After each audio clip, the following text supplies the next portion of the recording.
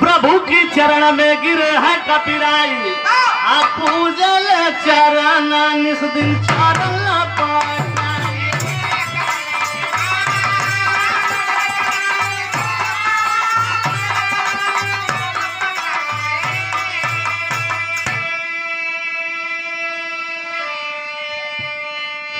और तो हरी कृपा से ई रात रानी हो गई क्षमा कैदा प्रभु जी हमारा से नादानी हो गए।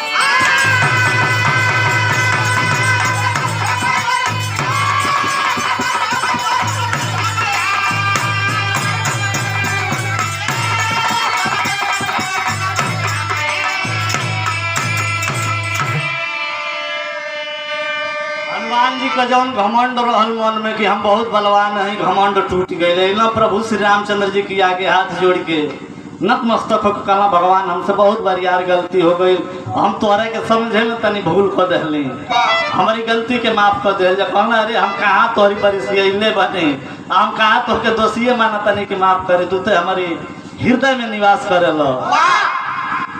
आबाद रह, मस्त रह, अयोध्या में रह, जवन मन करे तवन कर। और 50 रुपए का पुरस्कार हरिशंकर चौहान भैया के कर कमलों द्वारा प्रदान हुआ। बहुत बहुत प्रणाम, सब भाई के नमस्ते प्रणाम।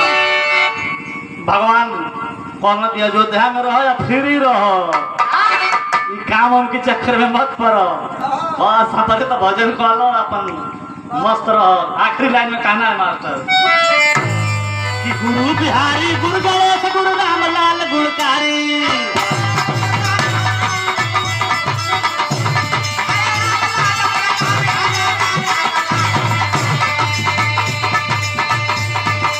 गुरु बिहारी गुरु गणेश गुरु रामलाल गुणकारी।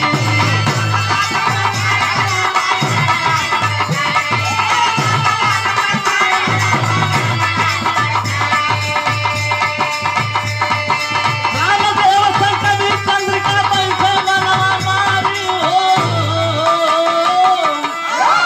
सागर की लहरे गागर में डूबी कि साहा बचे कुमार से, कि साहा